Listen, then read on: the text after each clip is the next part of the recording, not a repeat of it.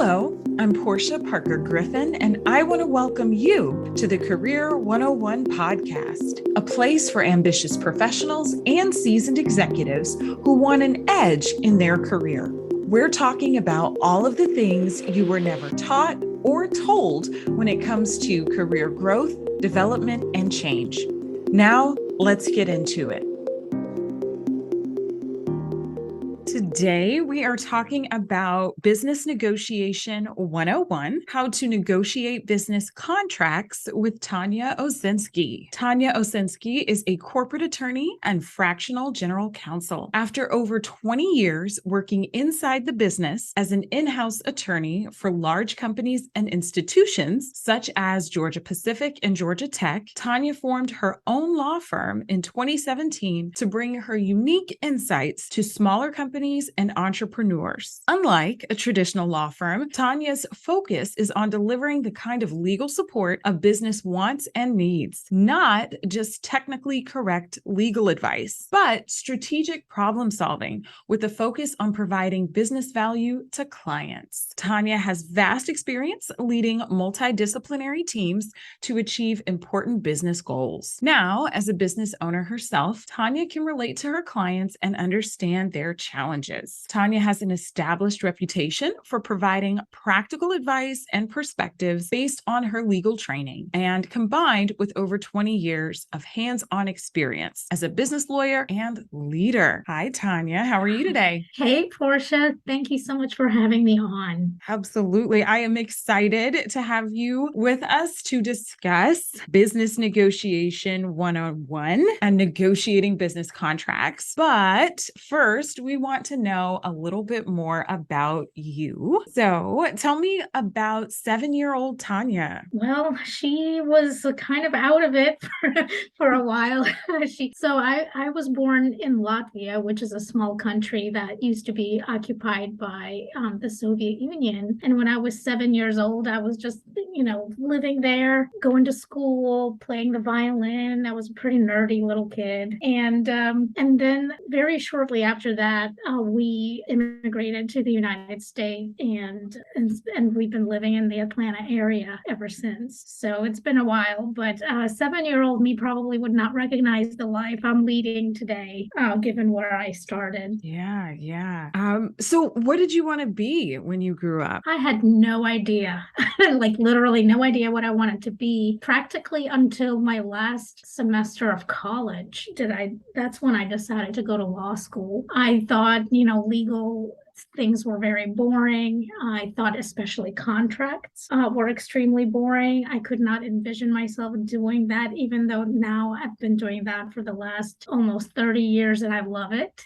But it took me a long time to find my calling, if you would. But I had to go through a lot of trial and error. But I did always know that I had this need to be right and to fight for my rights and those kinds of things. So I realized that law school would be kind of a good fit for me, and then I slowly wound my way to the kind of practice that I have now, which is transactional in nature. Yeah. Well, that is interesting that you mentioned that you weren't initially interested in contracts and all of that. So tell us about some highlights or pivotal moments in your career before you started your own business. So I think like the main pivots were, number one, when I got out of law school. And I know in the past few years, we've had a pretty good environment for people finding jobs. But when I got out of law school in 1994, we were in a recession and there were very few jobs to be had. I had a hard time landing a job. I was kind of at that time, everybody in law school were funneled towards the big law firms. And that was just never to be my place. And it took me a long time to find a place. I eventually found a job at Georgia Tech in their legal department, which turned out to be like the most important kickoff to the rest of my career, because Georgia Tech, it was run sort of like an in-house law department. The university does a lot of research. There are a lot of contracts, licensing agreements, software agreements, all of this interesting technology development kind of stuff happening there. and that I got to be a part of. And that helped lead me to the corporate world. After Georgia Tech, I moved into the corporate world working for big companies because I had all of that contract drafting and negotiation experience. It helped me transition to that. So I actually never worked at a law firm before I started my own firm 5 years ago. So that's an unusual trajectory for an attorney.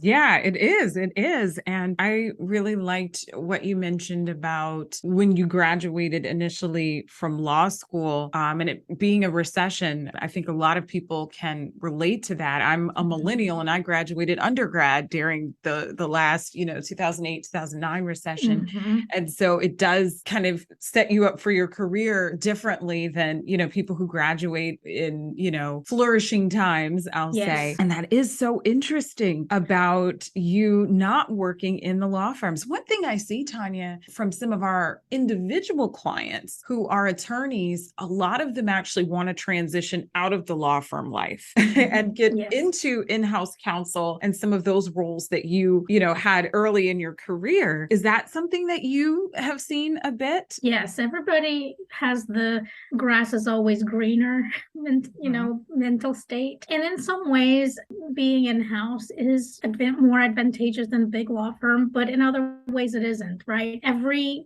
situation has its advantages and disadvantages. When you're in a law firm, you are the service that the law firm is selling. You are the most important person in that firm. It's all about you and how much you bring in, and you are treated like the superstar that you are. When you are an in-house lawyer, you're just a cost center. You're not the main reason the company exists. You're just kind of in the way. So it's a completely different perspective growing up inside an in-house law department where you are trained to be much more practical. There are no long 50-page legal memos and legal research. Nobody wants to read that. So you start thinking much more strategically. You are much more focused on your activities have to deliver actual value to your client.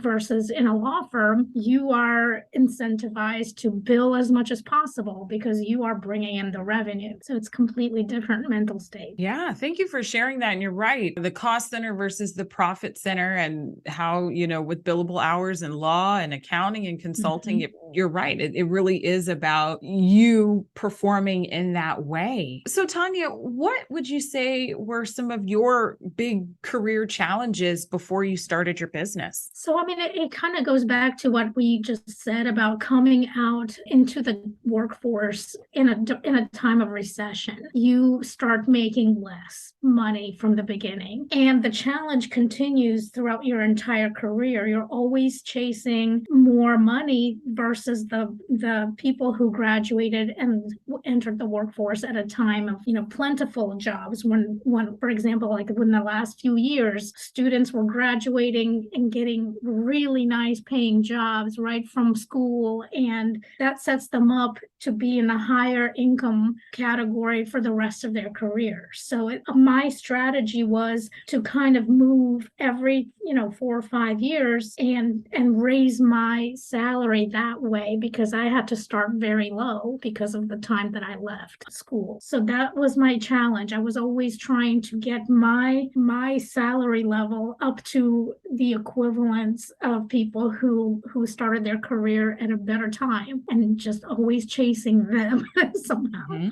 Yeah. And so it sounds like you definitely looked at your career strategically, which is really important. And that's one of the things that we talk about with our individual clients, and how you decided to kind of make those shifts at different points in your career to really kind of maximize, your salary and your value to different organizations. That's great. Yeah.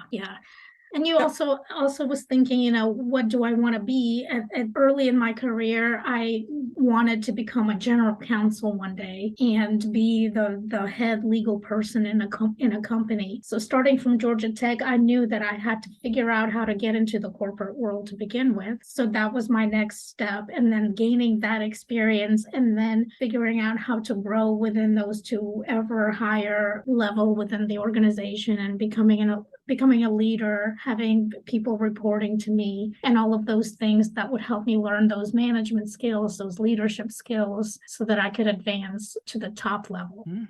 Great, great. So I want to shift to a point that you made earlier. We know that there are a lot of areas of the law that, attorneys can focus on. How did you eventually decide to focus on business law? Well, as I said, when I first started at Georgia Tech, that's what their practice was, right? That was my job. And I realized for the first time, because before like I said, I was not interested in contracts and business, but I realized that I did enjoy them very much. I was good at it. It was natural to me. And I loved being able to do a good job and see the difference that it made to the people that I was working with and have a positive effect. So I realized that it was just something that I was good at and naturally, and I enjoyed getting better at it. I enjoyed learning more about it so that I could even, keep on improving my skills in that area. So as I went from place to place, I just learned ever different aspects of transactions, whether it was learning sales side transactions versus procurement side versus licensing versus, other kinds of different contracts that exist out there, and wanted to fulfill, all the different areas and learn how to do contracts in all different areas of law that I could get my hands on, because I really enjoyed it. And there's so much to learn. I think law, obviously, I'm sure there's a lot of idiosyncrasies with everything, but business law in itself also seems very vast. Yes. So I like how you mentioned, learning the different aspects of the transactions and all of that. Yes. And one thing, if there are lawyers who are listening to this, who are interested in this practice area, the smart thing to do is, start in one kind of area and really learn it. For example, I started doing software licenses and I did, thousands of them. Then I moved and did other kinds of technology licenses and learned thousands of those. Then I went to telecom and learned how to do those. And the important thing is to understand the business part of the relationship first. The legal part doesn't change a whole lot from deal to deal, but the business relationship, why the clients want to do the deal, what drives their industry, what drives their company, what is their risk tolerance, all the important perspectives from the business side help you become better at the legal side, because that's the underlying reason for the contract to begin with. Wow.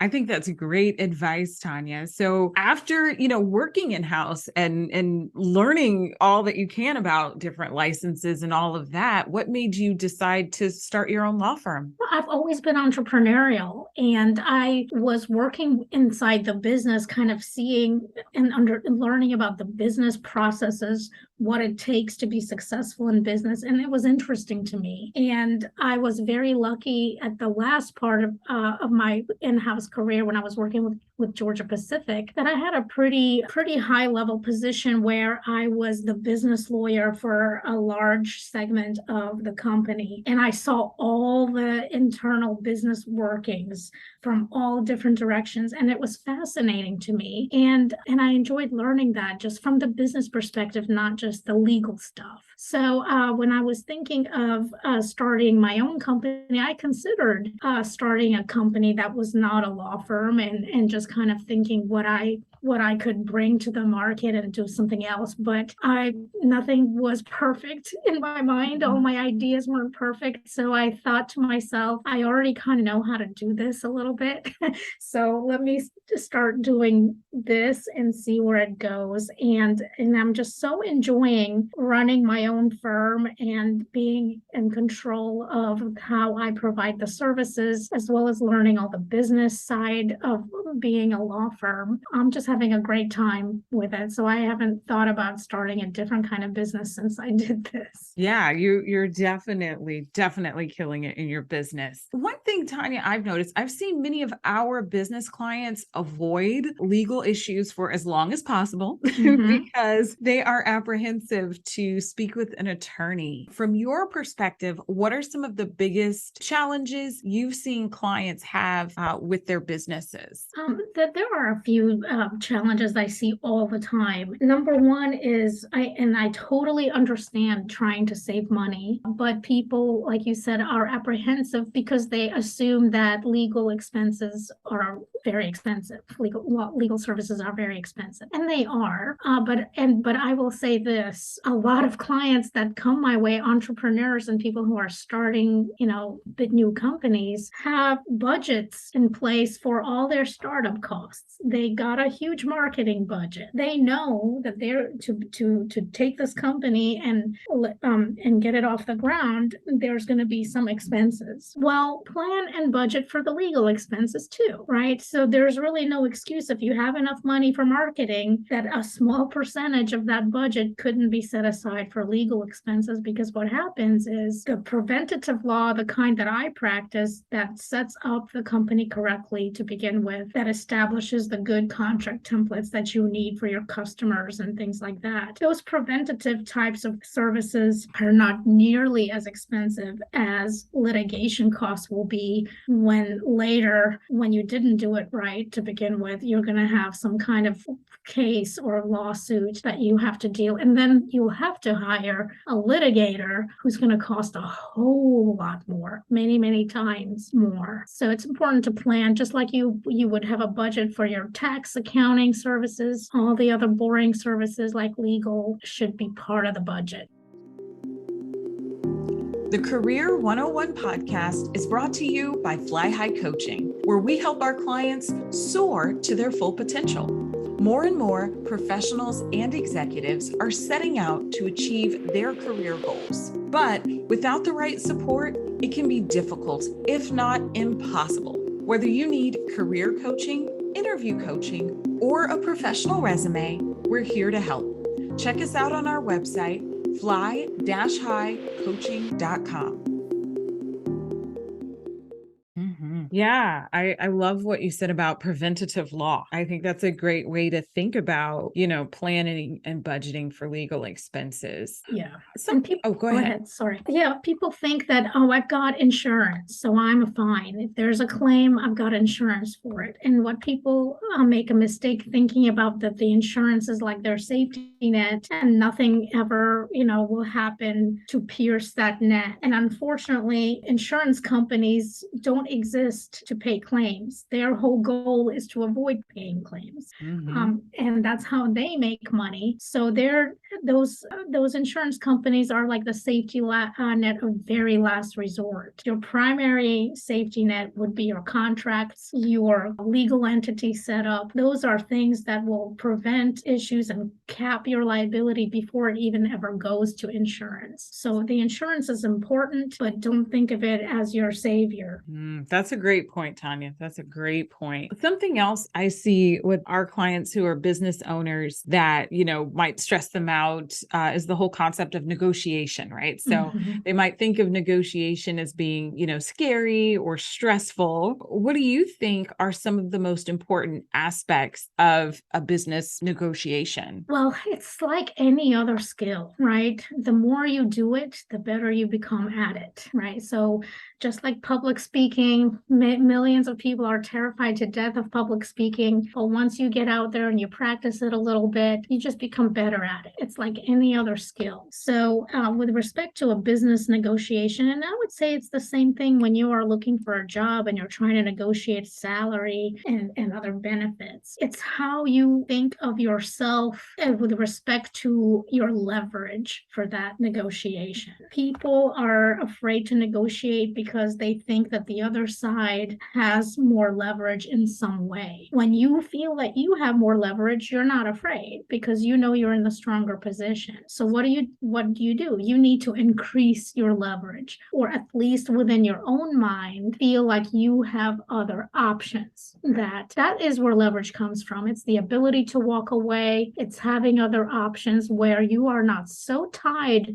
to this particular opportunity that it would kill you if it falls apart. And so the best way is just to build your options. If you are doing a job negotiation, make sure you keep on interviewing, have other opportunities that might give you offer. You will feel a lot better negotiating a job when you have 3 offers on the table, right? Mm-hmm. And it's the same with business. I help some small business clients buy or sell a business. I recently worked on a deal where a client of mine was selling his business to a bigger corporate entity. And he was just so willing to concede every single point because he was crazy worried that they were going to walk away. And I kept telling him, I said, we've come this far. They've invested tons of money in reviewing your business, looking at all of your business information. They have a big law firm on their side, so they're paying a huge amount of money for their legal team. And it was a team, it wasn't just one lawyer. So they're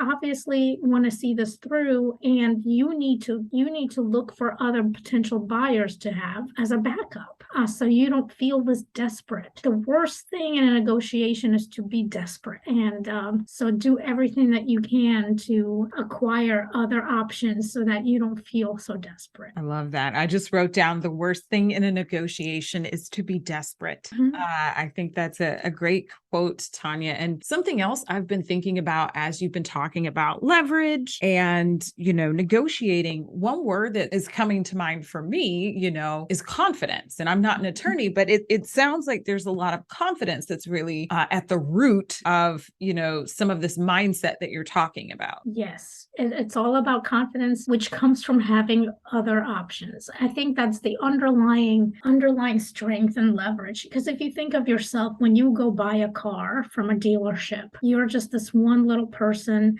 The people at the dealership sell cars every day. They know how to negotiate that car better than you could possibly ever do. But your leverage is that you can just go across the street to the other dealership at any moment. So that's what you have to think about. You have to think about your strengths wherever they may be and focus on those and just kind of prepare for that negotiation coming from a place of strength. I love it. I love it. So I know that you do a lot of transactional and contract work, and you talk a bit about avoiding legalese. Why do you think that's important? Well, everybody has seen contracts where they were clearly written by lawyers for lawyers, right? It's full of legal jargon and sometimes even Latin phrases and just super complicated sentences that can go on for like an entire page. And who can read through that? I mean, the whole idea of a business contract is that it's a document for the business parties to be using. So they need to be the ones who will be reading that contract, who will be using it, and they have to understand what it says. When a contract is full of legal and archaic language, nobody has that kind of patience or should be required to understand these things. And I will say that with one caveat. There are a few legal provisions that will commonly be in contracts that kind of have to be somewhat legalese. And I'm talking about things like indemnification and limitation of liability, because those are just important legal concepts. So you can't 100% avoid legalese, but you can certainly minimize it. And that's what I try to do for my clients. Yeah.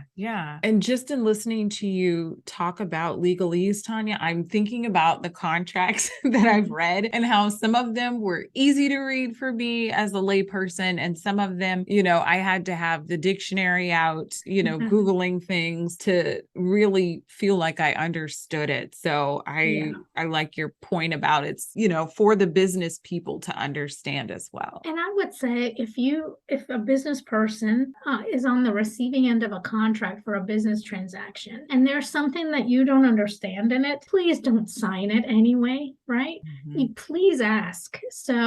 And ask until they explain it to you in a way that you can understand it. And that's on them, right? And I actually have clients that I've seen come to me with their old contracts, and they themselves don't understand their own contracts. And what do you think helps you in your business having a document that you don't even understand yourself? So even if it costs a few $100 to have somebody explain these things to you, it's worth it. Yeah. So we know that everyone should retain an experienced attorney like you. But outside of that, working with an attorney, what do you think are some best practices for negotiating business contracts? Well, I think that there's a different approach. So you have to come to a contract with a different approach than you would to any other kind of writing. Like it's not going to be the same as reading a book or a newspaper article or a blog. It has a specific structure and it's set up differently. So you have to kind of skim over it to see what the main points are. And usually what I do is take several scans before I delve really deep into a contract, because they're not set up the same way. You would never read a contract from the top to bottom as like you would a book. Okay. So the structure is set up usually where different provisions are kind of lumped together that relate to each other. So the first thing I would look at is kind of see where all the provisions are, scan it like in a general way. And then I hone into specific terms. The most important terms I look at are the definitions. Sometimes they can be extremely interesting in how different terms are defined within the contract. Then the next thing I look for would be like the term and the termination provisions. How long does this contract going to last? How do I get out of it? What do I have to do to get out of it myself? Or what would happen to me if the other party wants to get out of it? So those are extremely important. And then you look at the scope. To me, the scope is the most important part of the contract. This is where one party says what they're going to do and what the other side has to do. Who does what, how, when, how much is it going to cost, payment terms, all of those kind of commercial clauses. So that's the meat of the contract. And then I look at the legal stuff, the warranties, the indemnities, the boilerplate, all of those things are last on the list. And that's where probably you will have some questions and you should ask and make sure you understand everything before you sign. I love it. Looking at the definitions, the term and termination provisions, the scope, and then kind of getting to the legal stuff. I'm surprised that as an attorney, you think about it that way too. I guess I just assumed that attorneys zero in on the legal stuff first. So thank you for sharing that with me. Yeah. One thing that I also thought about as you were talking about how the contracts are broken up, we as a company, we're getting into some government contracting. So federal contracting and state contracting and whatnot. And so I'm reading a lot of proposals and submitting proposals. And that is pretty much the same way that I look at a proposal. I go to certain sections first and then look at it that way. Great. So that was kind of the connection for me. Do you kind of look at a lot of like proposals and things like that with your clients? I do some, but when I used to work for the state of Georgia, I was in charge of the procurement for all of IT for the state, IT and telecom. So I did a lot of proposals and worked on all of that kind of stuff. And so I'm very familiar with that. And I think with respect to government contracting, a lot of companies who want to be a contractor make the mistake of thinking that, well, this is what they say, here are the terms, so I have no power to negotiate any of it. And they're not correct. I was the person at least at the state government level, who negotiated a lot of those things.